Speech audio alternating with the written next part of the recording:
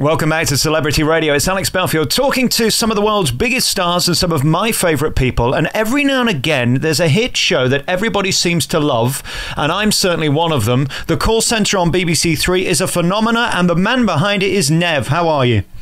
I'm fine. How are you doing, Alex? I'm delicious, and I'm glad to talk to you because you're one of those people who sticks out, who's different, and I wish I worked for you. If you ever need a press officer or a PR man, I'm the man for the job. I like your style.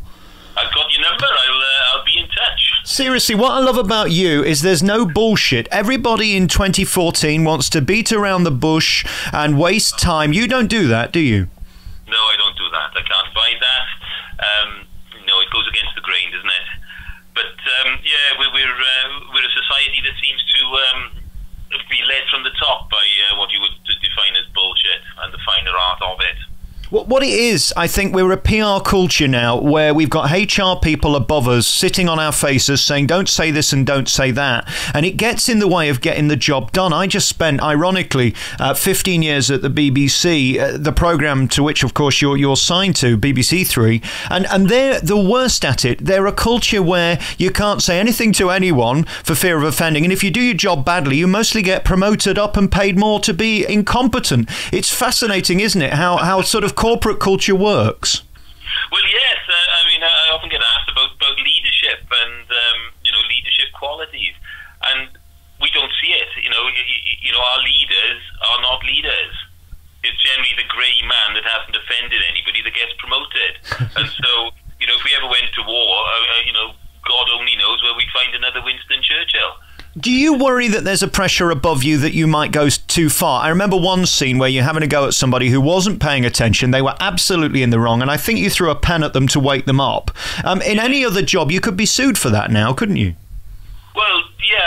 I mean, I never had. When the programme went out, it was unbelievable. A few people wanted to have a pop after that, with all the press and the hype. But, when we were just, as we were, say, Britain Money, everybody got on with it and got on with the banter and the laugh and the atmosphere that was created.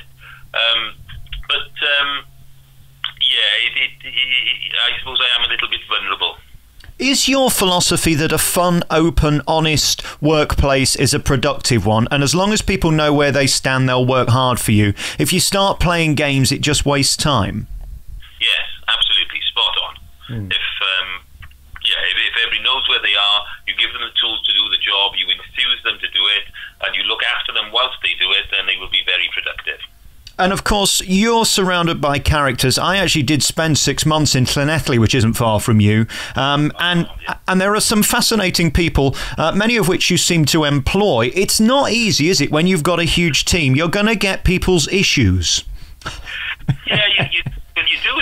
People, they bring their life with them to work, don't they? I mean, you can try and say, well, put it in a box at the back of your mind or leave it outside the front door. And it's not quite like that. It's very, very difficult. Now, Kaylee, the girl that I tried to find a date for, she was from Llanelli. And what I found is the nicest people in the world seem to live in Llanelli. You could drop a bomb on the place and you cause £4.20's worth of damage. But lovely people, always a cup of tea, always a lovely warm welcome, But Kaylee was from Llanelli, and her parents actually wrote me a letter to thank me for sorting her out.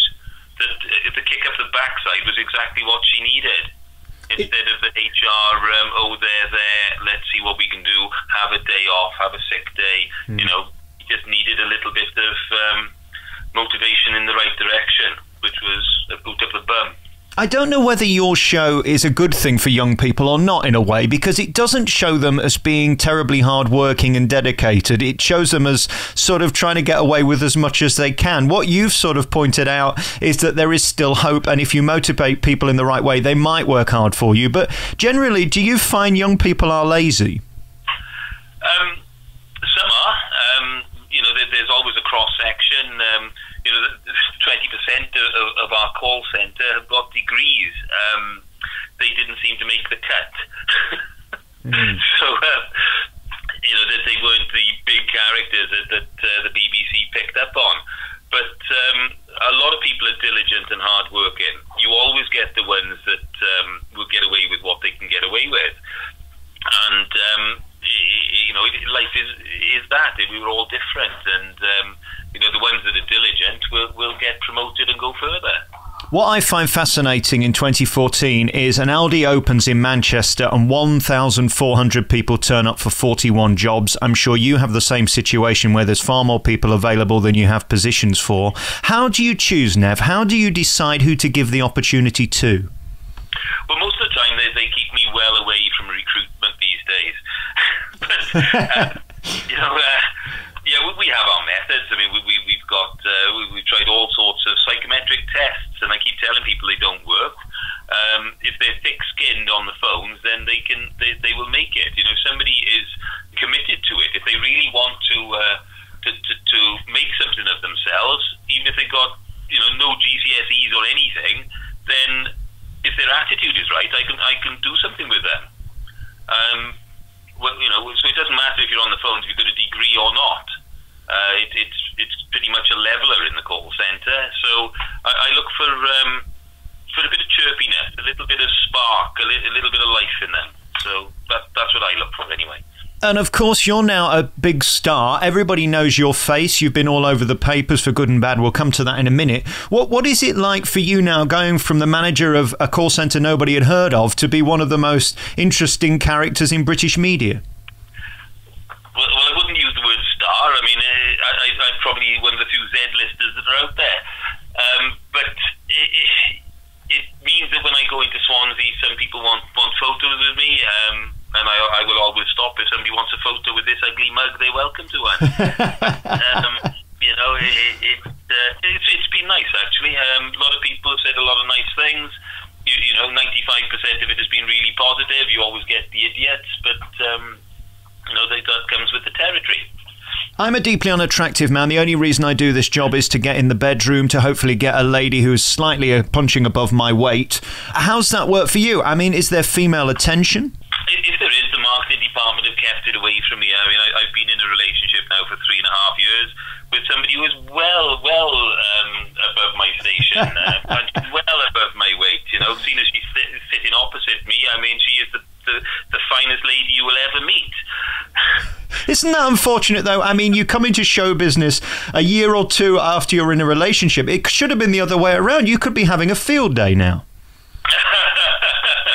Well, it depends which way you look at it. I mean, sometimes you're better off out of it. Yeah, you probably are. And talking of being out of it, I noticed when you Google your name, people like the Daily Mail come after you very quickly. As soon as you become big, they want to shoot you down. How have you dealt with that? I mean, there is an invasion of privacy issue, but then on the same hand, you're putting a documentary out there on a weekly basis at BBC Three where you're making money, so I suppose they feel it's open season. Well, I mean, as far as making money out of the BBC, I mean, we got paid £4,000 for the first series. It's a documentary, and they don't pay for documentaries, so there's only expenses. And believe me, £4,000 didn't go anywhere near to paying expenses on what it cost us as a business. So, not getting richer out of doing the series. The Daily Mail, they absolutely disgust me. What they produced was totally untrue. I mean, the headline, criminal past, I went and got my solicitor said to go and get a CRB check because we will be going to court to them. So my CRB check comes back. I have no criminal record whatsoever, and what do they want to do about it? But to make a double-page spread on something that is absolutely a fallacy, it hurt Hannah, my partner, and her family. The second part of the headline said an affair with a girl half his age. Well, I mean, I'd been divorced for 12 years. I'd been single for 4, and we've been together for 3.5 years. So, I mean, how does that constitute an affair? But what they say is, well, it could be a love affair. An affair could be construed as love affair.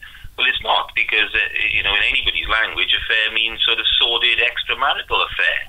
That's what that's the image that is conjured up after that headline. Did it make you question whether you wanted to do it anymore, whether it was worth the price you've got to pay privately? No, what he wanted me to do was strangle the reporter. But these days you can't get away with that sort of thing, you know. If you were employing him, would you have thrown more than a pen at him, maybe a punch or something? Well, if I met him in a dark alley, I mean, I'm a big bloke. I can pack a punch. There's a lot of weight going to go behind a punch if I hit him. So, but my day will come. Yeah. Very finally, about your behaviour within this programme, are there people around you now from your company saying, don't do that on screen in front of the camera, don't do this, or are the BBC advising you on anything, or are you still being Nev? No, I'm still Nev. We do get to see the programmes before they go out, so it isn't just myself that watches the programmes, it's my solicitor as well. So we do get a chance to say, well, if you could just take that out, if you could, put that in a different light, then that would be lovely. Most of the time, the BBC are pretty good. Right. There's only one or two little slips, but no, I mean, really, what you see is what you get. Mm. But you do have the right to take stuff out if you're not comfortable with it. Yes, yes, and not that we've got the right, but it's just that the BBC are pretty fair with it. Listen, I'm going to let you go because I know you're running way behind, and I don't want you to transfer me to India or anywhere. It's been really great talking to you, Nev. Again, if you ever need a PR man, I'm here for you. I like your style. More of you. I'm looking forward to the new series. It starts next week on BBC Three, and the DVD for Series 1 is in your stores now. Nev, really lovely to talk to you from the call centre. Good to talk to you. Thank you, Alex. Thank you.